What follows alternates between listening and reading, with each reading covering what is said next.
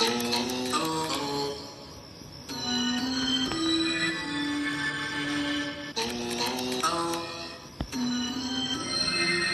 मिल गया के जादू को तो हम सब पहचानते हैं, बट क्या आप जानते हैं कि इसी तरह के सिग्नल पैटर्न से कोई स्पेस से हमें हर 22 मिनट में कांटेक्ट करने की कोशिश कर रहा है। आगे बढ़ने से पहले मैं आपसे गुजारिश करूंगा कि हमारे चैनल को सब्सक्राइब कर दें, इससे हमें मोटिवेशन मिलता है और आपके सिर्फ 2 सेकंड जाते हैं। तो अब वीडियो में आगे बढ़ते हैं।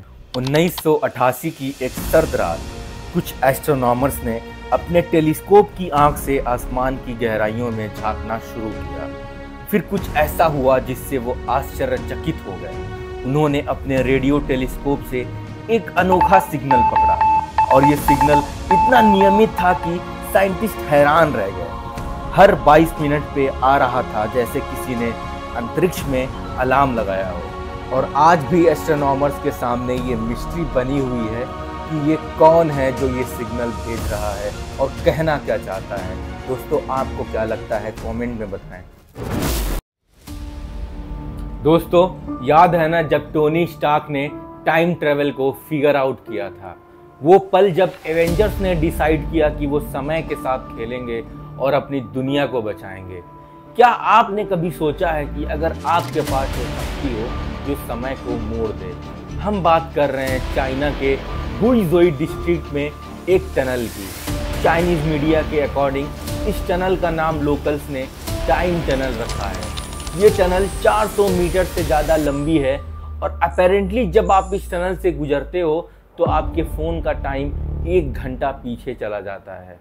एक रिपोर्टर ने, जो चाइना के ग्रे यंग इवनिंग न्यूज़ के लिए काम करता है, खुद इस टनल को टेस्ट किया और कहा कि ये टाइम ट्रेवल फिनोमिना 80% केसेस में होता है।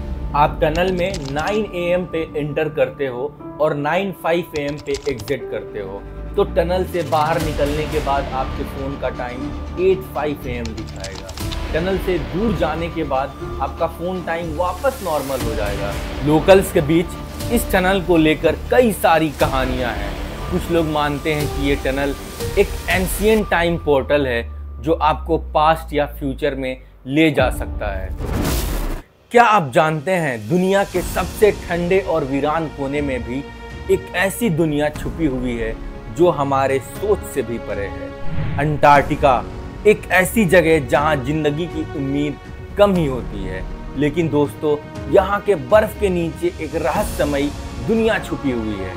जब लार्सन आइस शेल्फ के नीचे साइंटिस्ट ने ड्रिल किया तो उन्हें मिला एक रहस्यमयी लकीर। ये लकीर एक अनजान संसार की तरफ ले जाती है। ये खोज एक अंडरग्राउंड रिवर की है जो 1600 फीट बर्फ के नीचे छुपी थी।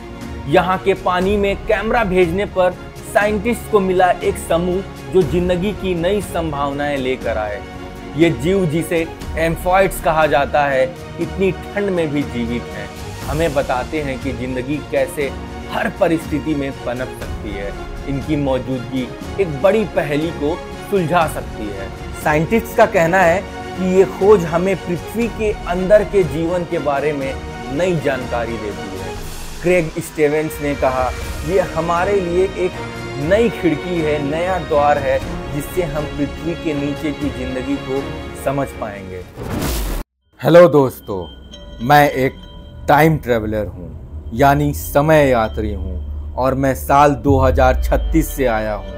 साल 1975 में गया था एक IBM 5100 कंप्यूटर लेने, क्योंकि साल 2036 में हमारे टीम को उसकी ज़रूरत थी।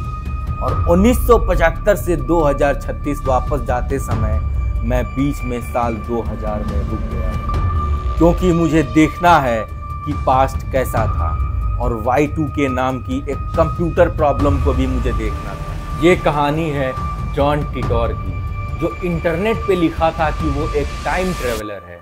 लेकिन क्या हम वक्त की दीवारों को पार कर सकते हैं? क्या भविष्य से कोई संदेश हम तक पहुंच सकता है? जॉन टिटोर, एक नाम जो साल 2000 और 2001 में इंटरनेट फोरम पे चर्चा का विषय बना।